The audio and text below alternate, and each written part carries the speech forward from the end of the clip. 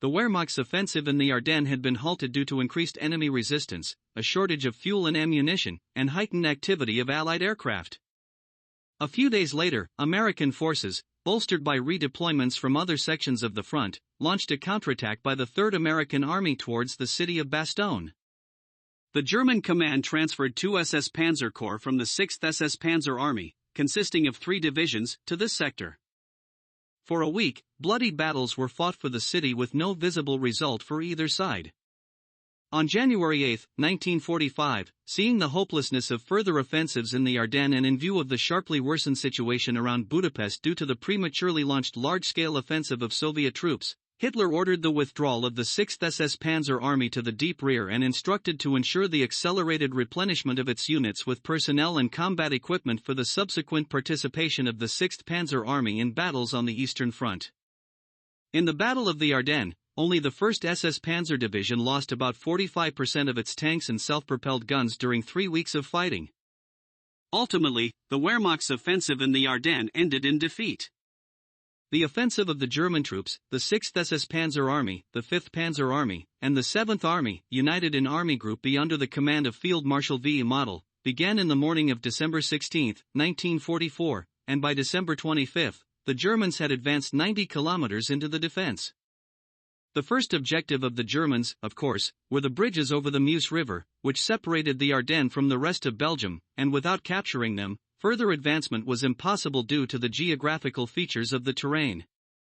They then planned to advance on Antwerp, through the port through which the supply of the 21st Army Group passed, and towards the Belgian capital, Brussels.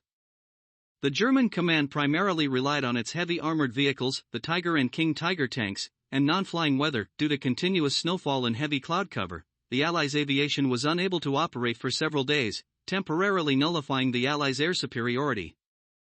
The Germans planned to compensate for the fuel shortage by capturing trophy fuel from the Allies in warehouses in the cities of Liège and Namur.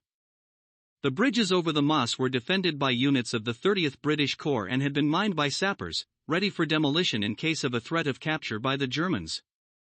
A secret sabotage operation codenamed Griffin was to support the Ardennes operation.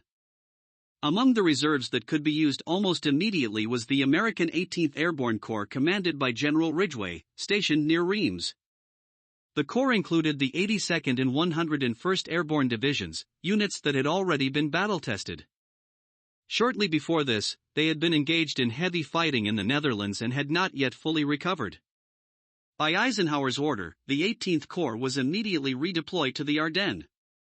The 101st Airborne Division held the defense in the town of Bastogne. The German 5th Panzer Army attacked repeatedly from different directions, but was unable to capture Bastogne. The defense of this town seriously hampered the German advance, as 7 main roads in the Ardennes, which were essential for the supply of the Wehrmacht, crossed there.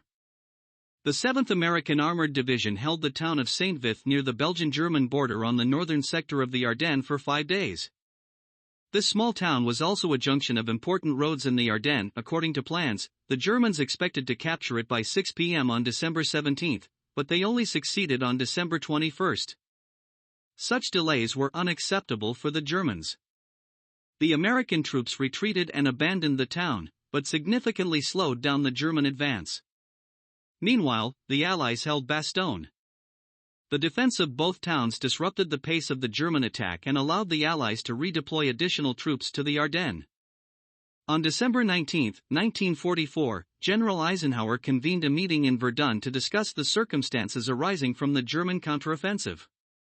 A week before these events, on December 12, General Patton was discussing the possibility of a breakthrough by the Germans on the left flank of his army in the sector of the First Army, which led to the development of a counteroffensive plan by the Third Army in case of such an adversary action. General Patton scheduled the start of the attack for 4 a.m. on December 22. The Third Army launched a counteroffensive, attacking the German troops from the south and began advancing towards the city of Bastogne to assist the 101st Airborne Division.